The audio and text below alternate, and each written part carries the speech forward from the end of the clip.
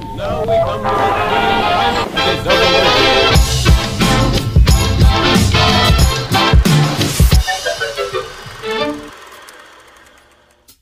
Gawa tayo ng banana cake. Magandang tanghali po sa inyong lahat mga kamamsi. Galing po ako ng palengke at bumili ako ng 10 piso na saging na green. So gagawin po natin itong merienda. So gamit tayo ng tinidor para madurog itong ating saging. And then atakalin ko lang ito. So ayan, bali 1 and 1/2 cup na dinurog na saging. 2 large na itlog, 1 teaspoon na vanilla, 1 cup na brown sugar. Then saka natin i-mix. 99 grams na powdered milk, 3 pack po ito ng Birch 3. All-purpose flour. Then isip po natin.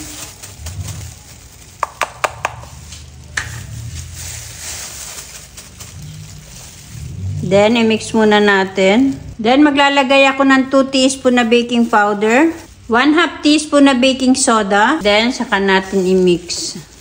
1/8 cup na cooking oil. Maglagay tayo ng tubig.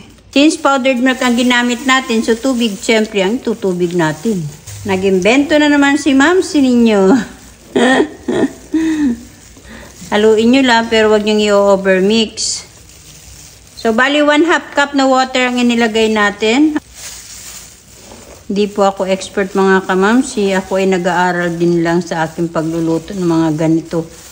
At ito'y alutuin ko lamang, hindi sa oven. Hindi talaga ako marunong gumamit ng oven ko until now.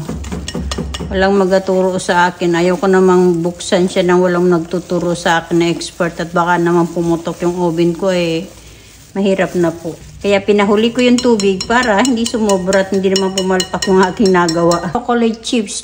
1/2 cup po yan. Bago pa masira, gamitin na natin. Gagawin po ako ng round na cake pan. Agris ko lang po ng napakaong konti na butter. Yung alagay na natin yan. Tagapainit pa naman tayo ng kawali. Painitin nyo pong mabuti yung inyong kawali para maganda po yung outcome na inyong lulutuin. Kailangan po yung nag-usok-usok baga. Yan o, tingnan nyo. Kailangan mainit na mainit yung inyong kawali. Ayan. Yan. Nilagyan ko nga po pala siya ng wire rack. Wala po yung tubig. Then, naka-high heat po yung aking apoy. For 15 minutes ko pong i-high heat yung aking apoy. Then, pahihinain ko po siya mamaya. Yan, i-check na natin kasi nakakaisang oras na itong niluluto ko, itong banana cake ko na to. So, ayan, okay na yan. At slice na natin yan. O, diba? Ang ganda ng pagkakagawa. Ay, kumainit pa. Ganda niya. Paligtarin natin. O, ayan yan. Pero yung mga tabihan niya, ayan, ang ganda. Mainit-init pa yan. Tikman natin kung anong lasa. Lambot niya.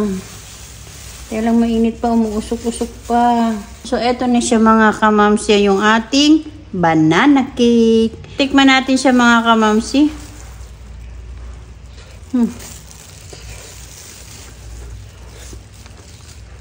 Init. Uy, in fairness, masarap siya mga kamamsi. Ang sarap kaya niya, oh. Try nyo.